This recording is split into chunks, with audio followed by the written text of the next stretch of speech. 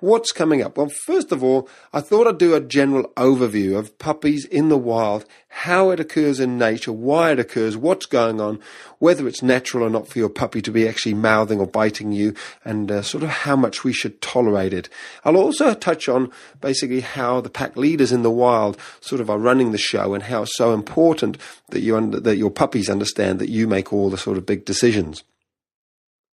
Then we'll have a look at topic 2, summary of the solution. So I'll basically go through the solution quite quickly or quite early on in this audio, basically explaining it's a very simple solution and it's probably very different from what you're actually naturally been taught to do. If you've been to puppy training, you've probably been taught almost the opposite of this. You know, all that screaming and shouting when your puppy bites you and sticking your hands in their mouth so they get used to your biting gently. I don't agree with that stuff, and I'm going to give you another method, another approach, which I think is far better. It'll make far much more sense to both you and your puppy. And I'll also explain why so much of this is about your puppy understanding that you make the decisions. And I'll actually explain how they actually know that you don't want them to bite you.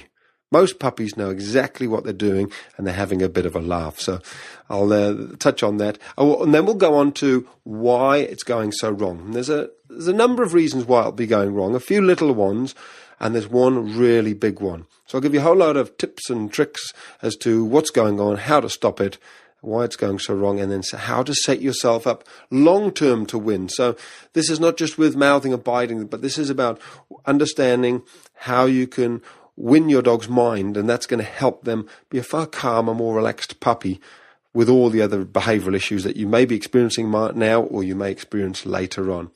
Then I'm going to have a look at some questions and answer some questions, which I sent out an email or did a Facebook post a while ago saying, hey, if you've got any questions on mouthing and biting, please write them down, send them in, and I'm going to cover all of those off in our fourth section.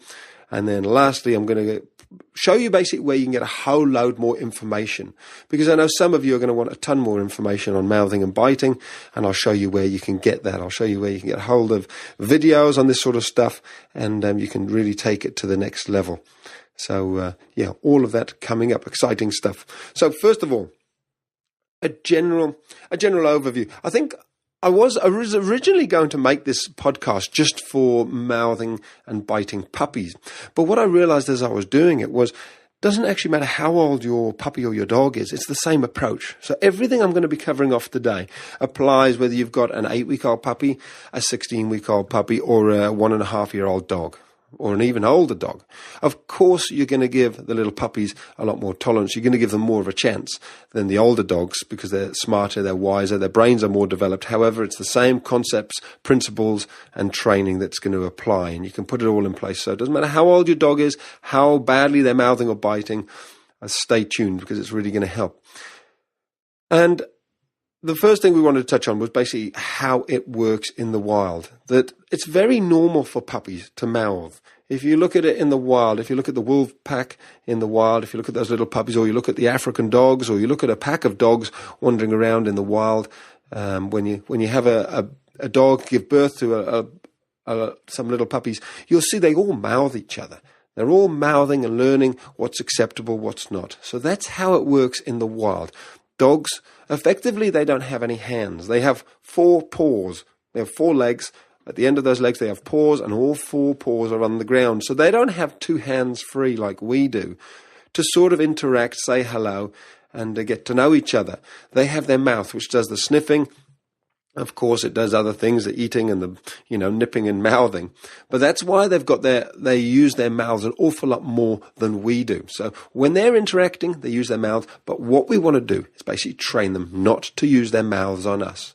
I have a bit of a rule that, if 2 dogs are happy playing with each other, mouthing and biting at a youngish age, that's perfectly acceptable. It's very normal. And my 2 boys who play, or my dogs who play together, they play very nicely, mouthing each other very gently. So for me, that's acceptable behavior. They love it. They've been doing it for ages and they get on very well. However, we want to train our dogs or puppies not to touch our skin or our clothes at all. That's the rule. So what I would suggest is that we want to be encouraging them from day one not to mouth or bite us. And this is where straight away, some of you are probably thinking, well, hang on, I was taught at puppy training that you should encourage your puppy to mouth you or bite you. And I have to disagree that this is the best approach. I think it's silly to encourage a puppy to do something like mouth you, to bite your fingers, when you're going to later on not want them to do that. I mean, why would you train them to do something you don't want them to do? It's like training a child to do something that later on you're never going to want them to do. If you can avoid it, if there's another way of doing it, I would choose that approach. And so from the word go, I'd always be encouraging them to mouth their toys and play rough with their toys and bite their toys hard, and they can learn how to develop a soft bite with other puppies and other dogs that they meet. But you don't really want them doing it with you. You don't want them training on your fingers and encouraging them to bite your fingers. In fact, I've worked with a lot of dogs. I've got 4 or 5 dogs here at the minute. They're all my dogs, and I know whether they bite. They don't bite at all, and none of them were encouraged to sort of mouth us as puppies. They didn't need to mouth us as puppies to learn whether or not they were biting hard. It's like a child, a young baby, doesn't really need to bite other children aged 2 or 3 to learn what a big bite is. That's not needed at all. Children, as they grow up, very quickly know whether they're biting hard or soft. And it's best just to train your child not to bite other children at all. And that's how you want it with your puppy. Encourage them not to bite humans from day one. So I'll go through how you can do that next. But another quick point is, in the wild, the pack leaders, the alpha male or the alpha female, they will step in when things get too rough. And all I'm trying to point out here is that in the wild, if you know my method of dog training, you'll know I firmly believe there are leaders and there are followers in this pack. And you as the humans need to be the leaders, the ones that are able to step in and put an end to things when it gets silly, when it gets too rough. And that's where it's so important. I'm just pointing this out now at the beginning. It's so important that your dog does respect you, your puppy respects you, even at this early age. Because if they don't, so many of these the tips and techniques and tricks, you'll struggle, because if your puppy doesn't respect you, then that's that sort of foundation that you need to get in place first. So just a little word of warning there. Okay, let's get on with topic 2, a summary of the solution. The first thing you need to do is remember to set your puppy up to win. It's important to have all these toys, they're chew toys, things that they are allowed to mouth and bite and destroy and chew. And it's especially important that you have different textures lying around for them. It's no good having lots of hard things that they really aren't interested in.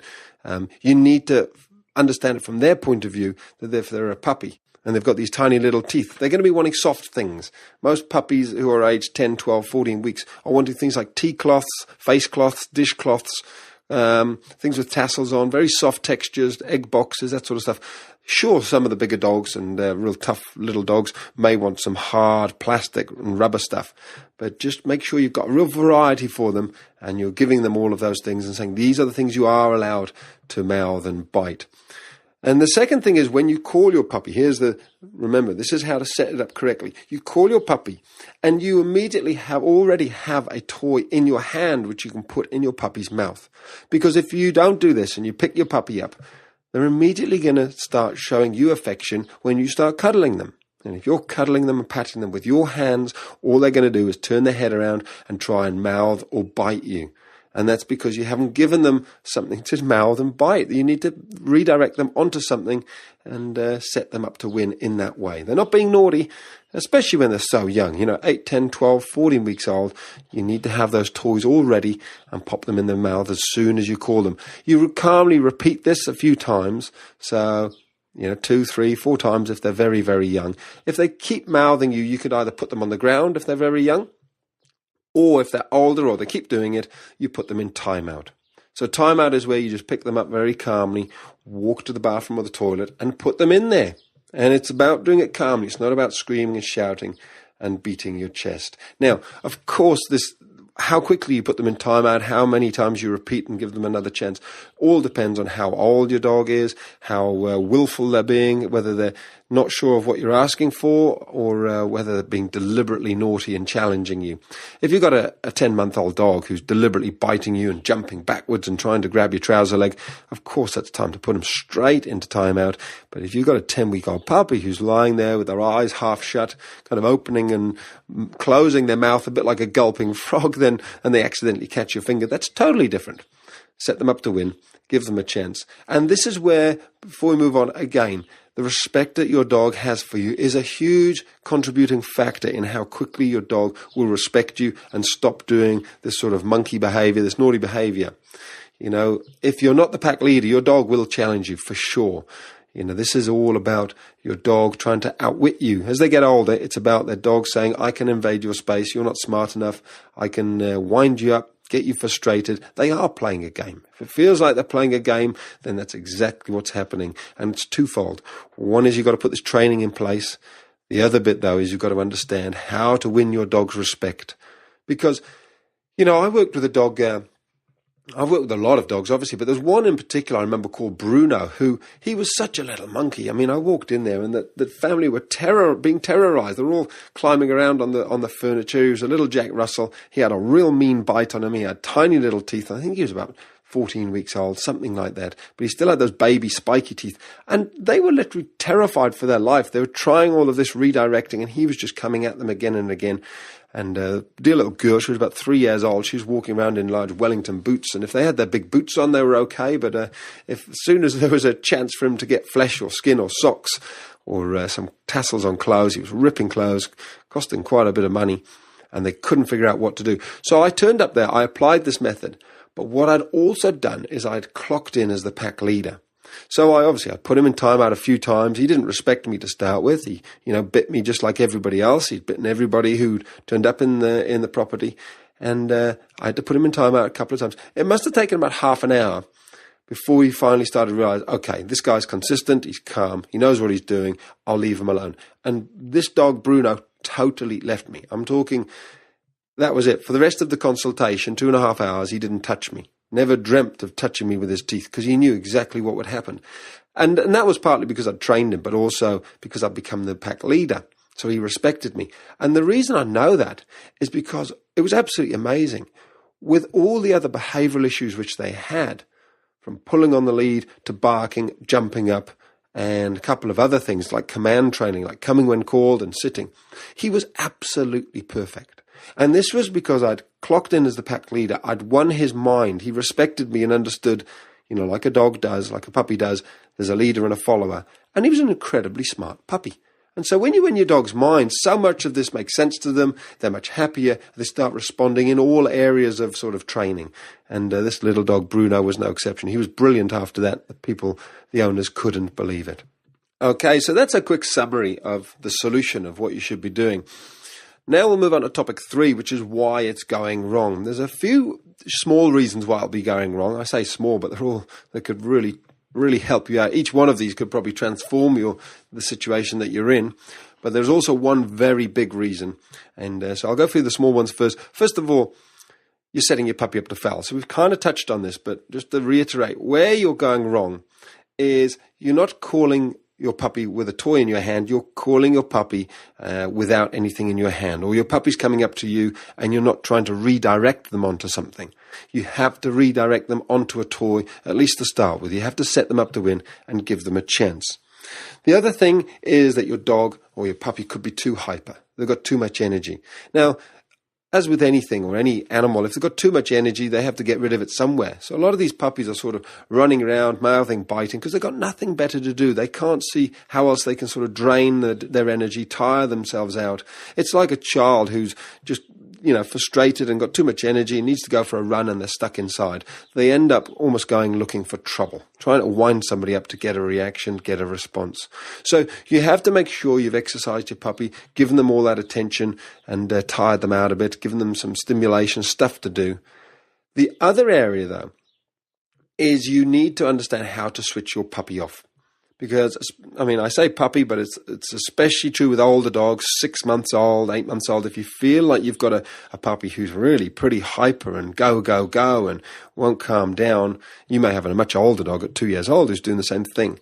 and you're thinking, this isn't the sort of dog I wanted, doesn't feel normal, the dog doesn't feel relaxed, then that's the hyper dog, where you've got to learn to switch your puppy or your dog off so that they're relaxed. I've got 120 kilos of dog lying around me right now. You wouldn't know it because they're all just lying there. They're switched off, and they stay switched off until I turn them on. And that's the beauty of this method, that understanding that these dogs are far happier with you in charge. They relax, they're respectful, but like I say, they're more relaxed and quiet and disciplined, and it's easy to train them, is a real key part of it. And the best analogy I've got is this. If you think of a dinner party where you're hosting a party for somebody, and you've got all these friends come round, and you're looking after them, you're giving them drinks and nibbles, and everyone's shouting. Let's just say there's somebody who's the host, is called George and Mary. George, Mary, sit down, relax, come on. And George and Mary are running around, handing out nibbles and drinks and looking after everybody, and everyone's saying, come and relax, come and sit down.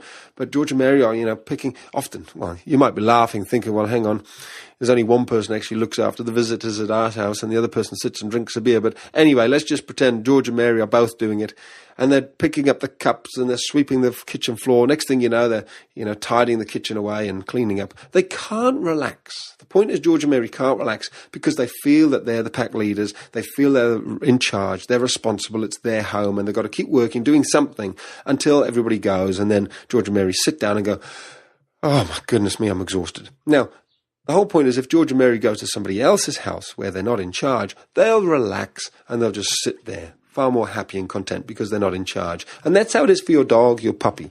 When they're not in charge, they can switch off and relax a lot more. So this is more to do with having a hyperactive puppy or dog, but I'm just trying to point out that if you feel like you do have this sort of situation of a dog who just doesn't switch off, who's just go, go, go, you need to become the pack leader, and then you'll have a dog who switches off. It's always so much easier to stop a calm puppy from mouthing or biting than a hyperactive little terrier, or little terror, I should say. Okay, let's have a look at the next section on why it's going so wrong. Adding energy at the wrong time. If you're adding energy at the wrong time, it just gets worse and worse. What I mean by that is the typical sort of situation that most people will find themselves in is this. Your puppy's mouthing or biting your feet or your ankles, trying to hang on to your socks, and we've been taught to go, hey, shh, no bite, off.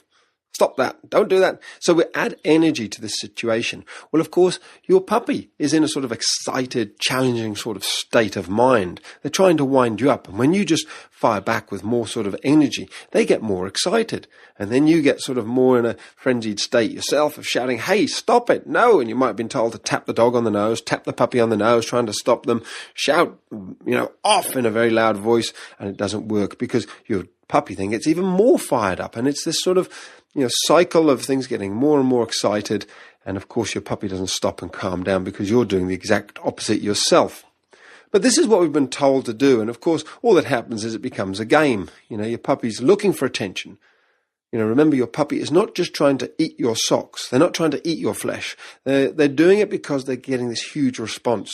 So we can sort of turn everything around and give them no reaction, no response, be very, very calm. It's incredibly powerful. And that's where it does go so wrong, because without meaning to, we're actually giving our puppies the very fuel which is going to stoke that fire and keep the whole game going. The third area where it goes so wrong is that we don't have any consequences to the puppy's actions. In other words, there's no timeout. We all kind of shout at our puppies and tell them off, but then when it actually comes to standing up and walking to the bathroom, putting them in the bathroom and closing the door, most people can't be bothered to do that bit. And look, I know what it's like. You're sitting down, you're tired after a long day at work, you've got your favourite drink in your hand, you're watching the telly, or you're on the laptop or the iPad, and your puppy starts mouthing or biting. It's far easier just to shout, hey, stop it, knock it off. But that's not going to stop the problem. You need to follow through with consequences, just like with children, or they'll learn that there are no consequences, and all that happens is that the puppy gets some attention. So remember consequences. Stay calm, redirect your puppy, give them a couple of chances, but then you do have to do the hard yards of standing up, walking over to the bathroom and popping them in there for a few minutes. Now, I said there'd be a few small areas where it's going wrong and one big area. The big area where it's going wrong is this. It's the respect area. It's making sure your puppy knows that you're the pack leader. And if you're wondering if your puppy is old enough to be starting to take control of you and being in charge and thinking that they're outwitting you, then if they're over 8 weeks old, I'd absolutely say it, because I've seen it. I've seen some dogs who are only 8, 9 weeks old, and they are absolutely the smartest little things. They're outwitting the humans. And I think one of the problems is we always assume that our little puppies are quite stupid. You know, they're not doing what we want. They're crazy little animals. We think all their behaviors are completely random and they're not thought out. But actually, the puppies are sort of achieving half of their goals of winding you up, getting your attention, being chased. You know, sometimes for a puppy, any attention's better than no attention. So being chased and told off often ends up with them just getting a little tap on the nose and then a cuddle, and we feel sorry for them. And of course, that's not going to stop the behavior. So what I'm saying is this. You have to understand how to become the pack leader and gain your puppy's respect. And, you know, I show you people this inside my video website, which I'm going to go through with you in a minute, how you can get there. And it's so powerful. 5 very simple rules for becoming the pack leader. They're like 5 little games that the dog is playing, that the puppies are playing. And when you gain that respect, everything you say and do will have far more impact. If you think of the wolves in the wild or the dogs in the wild, think of the alpha female. She's lying there with all these little pups, jumping around, playing her, maybe mouthing her gently. She's incredibly tolerant. It's a thing of beauty. It's something we should all, you know, adhere to. You know, watch them and look at the tolerance and the patience that these mothers in nature actually have. You know, I wish I had the patience that some of these dogs, I've seen them. Even my bigger dog, she is so patient with the younger puppies that she goes and works with. It's incredible. However, when she decides enough is enough and a puppy bites her too much, or she decides that's enough, she doesn't want them jumping on her or playing around her anymore, she tells them off. She growls, she might do an air snap or just go, or just sometimes it's just a look or a movement.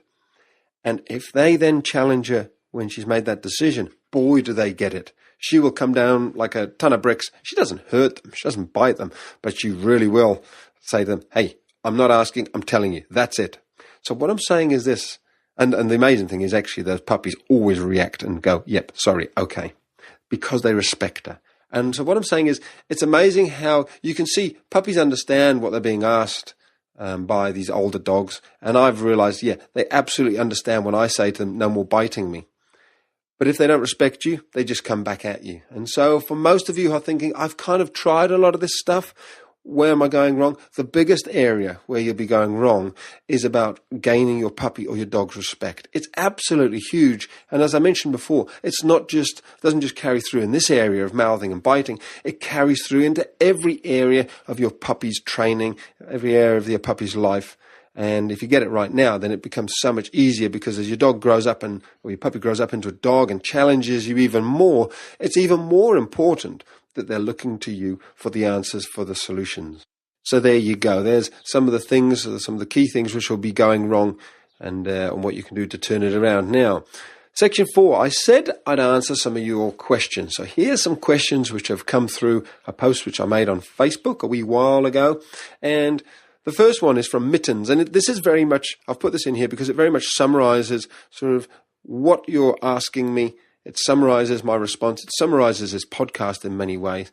It's from Mittens. It says, hi, it'd be great to know what to do when redirecting them where the toy doesn't work. My pup seems to be obsessed with hands and ankles, and often with very high energy. Even when I pick him up with a chew toy ready, he goes for my hand or arm instead. Thanks, Doggy Dan. So this is great because it's exactly what I'm talking about. This is a lady who's got some of these pieces in place, some of the pieces of the jigsaw, as in she's got the toy ready. She's even got chew toys ready, and he's going for your hand or your arm instead. So the first thing I'm thinking is, I bet there's a lot of noise, as in you're making noises like, ow, don't do that. No, please don't. Much more energy than you want. So keep it much calmer. Stay almost silent. The second thing I'd like to point out is I almost guarantee this puppy knows what he's doing. He knows you're trying to offer him a chew toy. He knows that you're saying chew the chew toy or the toy, and he doesn't want it because he wants to wind you up. It's not that he doesn't understand what you're asking for. He's saying, I don't want to chew the chew toy. I want to bite your arm because it's more fun. It's a game. I get a great response. So 2 things or 3 things. Stay very quiet. And then secondly, just put him straight in timeout. So I think it's only 2 things actually, isn't it? Yeah. Stay calm when you're doing it and put your puppy in timeout. He needs consequences. It's not that he doesn't understand what he's doing. He's in total control, And to be honest, it's one of those ones where it's just tough love. Put the training in place. But it is a respect thing. The more he respects you again, the less he's going to do it. So if you put him in timeout and he comes back and bites you, then that's where, he's not respecting you at all. Remember what I said about my dog when she tells the dogs off and disciplines them? Boy, do they respect her. And when you win the respect of your puppy, they will stop biting you. Okay, next question is from Helena Russell. I know with young pups it's a way of exploring, etc., but why do 6-month-old pups do it, and how do you stop them? So, of course, the way you stop a 6-month-old pup is the same as the way you stop a sort of a 16-week-old pup or a 1-year-old dog. Why are they doing it, though? It's simply because if you don't stop them, they keep doing it because it's fun. You know, they're getting what they want out of it, which is a bit of attention. They're probably getting a little bit of a game being played. They're being told off, and then they're probably being, cuddled and all the rest of it. But also, when they're allowed to mouth you and bite you and invade your space, this is the pack leader stuff. This is where, without realizing it, they're effectively dominating you. They know the game. They know the rules. It's just like, if you're not allowed to go up to your boss, put your arm around them, ruffle their hair on a Monday morning and say, "Hey, how are you doing, boss?" You're not allowed to invade space like that, especially if you're not the pack leader. And so when your dog's doing it, they're having a bit of a laugh because they're basically saying, "I can do what I want. I come up and invade your space and grab you and wind you up." So this is all part of understanding dog psyche, dog psychology. So that it's sort of inbred in them to keep pushing the boundaries to see if you're smart enough and clever enough to outwit them. And that's where the simple training can be enough, but you also often need to become that pack leader. Okay, next question. Alicia Tay. I've got a 16-week-old beardy cross and he's biting my hands whenever I try to put his collar on or take his lead off. I tried growling, saying no firmly, squealing, grabbing his mouth shut, but he still thinks it's all a game. What can I do? So another good example of how that sort of very forceful, confrontational approach is not what I would suggest. I don't think it's the best approach. Fighting fire with fire is not the way to go. Screaming, squealing, all that sort of stuff, grabbing the mouth and shutting it tight, especially if you've got a full-on dog. They'll just love that. They'll lap it up and come at you back even harder. So what I'd suggest is, very calm, put them in timeout. But this grabbing the collar and being able to take his lead off, that comes from if your dog thinks they're in charge, they will start protecting their space. Just like I'm saying, as you as the pack leader should be able to protect yours, your dog is doing the same thing back to you. Just like your boss, they will protect their space. They don't let people come in and throw their arms around them on a Monday morning. They protect their space. It's not very respectful to invade space. So if your puppy is doing it, that's what's happening. And if they're then protecting theirs, you better watch out. You better become the pack leader, because that's what's happening. You become the pack leader, your 16-week-old puppy will be far more tolerant of you taking the collar on, taking the lead on or off, all that sort of stuff. At the minute, they're starting to lay down the law and telling you what's acceptable and what's not acceptable, which isn't great news for a 16-week-old pup. You can turn it around, don't worry, but you should get onto it. And that's where these 5 golden rules, these 5 games of becoming the pack leader, you want to get those in place. I'll talk about where you can get them in a second. Let's do one more question. Okay, the last question is from Hu Yi Yan. My Shiba is 6.5 months old. He always bites us when we're trying to touch him, especially the head part. So it's just another example of how dogs who think they're in charge won't let you invade their space. They're telling you what the rules are. They're telling you to back off. And if you put the pack leader stuff in place, you'll have a far more tolerant dog. So the thing is about the pack leader, when your dogs relax and know you're in charge, they're far more tolerant. So they're not so bitey. They're not so hyper. They're more responsive to training. They're calmer. They'll listen to what you want. So, that sort of issue will just disappear all on its own. Okay. The 5th section, as I said, was all about me. As I said at the beginning, I tell you where you can get a load more information about mouthing, biting, all this sort of stuff. So if you go to my video website, theonlinedogtrainer.com, www.theonlinedogtrainer.com, then you'll find a whole dog training, puppy training solution and loads of information on just mouthing and biting, but also loads of other issues. So every behavioural issue to do with puppy training, jumping up, mouthing, biting, toilet training, pulling on the leash, command training, it's all included. And of course, all the other behavioural issues with bigger dogs, dog aggression, all that sort of stuff. It's all included. And there's, the great thing is there's about 300 videos. So whilst it's good listening to an audio podcast, there's nothing quite as powerful as watching a video of me actually working with a puppy. Me actually working and showing you how to do timeout, and you can see how this puppy changes. And there's not just one puppy in the site. There's loads of different dogs that I've been working with, puppies at different stages with different personalities and characters. And so you can see the sort of different situation which best suits and matches your situation. And you can say, yep, that's what my puppy's doing. You can watch me turning it around, and you'll get a real good understanding of what you need to do, how you can have this amazing puppy or an amazing dog. Of course, as well, included in the site is how to become the pack leader, that foundation which I've continually touched on. Because, to be honest, what I've realized over the years is that's the missing piece of the puzzle. This training is all well and good, but it's pretty simple stuff.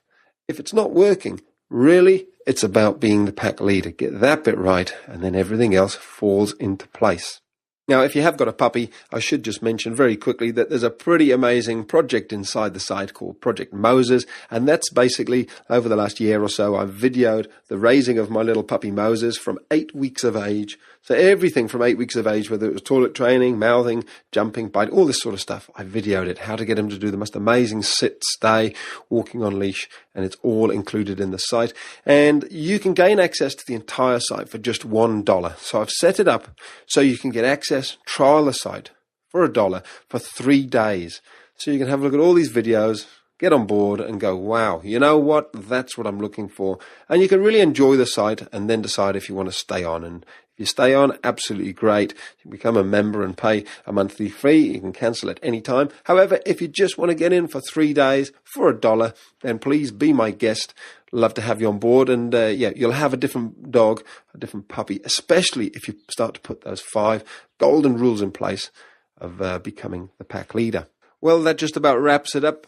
Remember, the notes for the show can be found at doggydan.com/how to stop mouthing and biting. It's been a real pleasure putting this together. I have really enjoyed it. I've especially enjoyed answering some of the questions from Facebook. I've really enjoyed that. And there's so many more questions I haven't had time to answer. So what I'll do is I'll answer all of those questions, and I'll put them all inside an audio, and that audio I'm going to pop straight inside the membership site. So that's another thing. There's loads of audios about all sorts of different topics. So it's just a massive amount of information and help inside the site. And you can also ask me questions when you're a member about your puppy, and so we can tailor it to your specific situation. Okay, well, look, the other thing is, of course, there's upcoming shows. If you're happy with this and you've enjoyed it, please do support us, rate the site, give us a click, subscribe, then you'll know when new podcasts are coming through. There's loads of great stuff to look forward to. But, of course, if you're looking for help right now, today, you want to get access to absolutely everything immediately, including all those videos, then becoming the pack leader, raising the perfect puppy, go to the onlinedogtrainer.com. You'll find what you're looking for there. Okay, have a great day. I'm Doggy Dan. Thank you for listening. And as always, love your dog. You've been listening to another episode of the Doggy Dan podcast show, bringing you one step closer to creating harmony with your dog.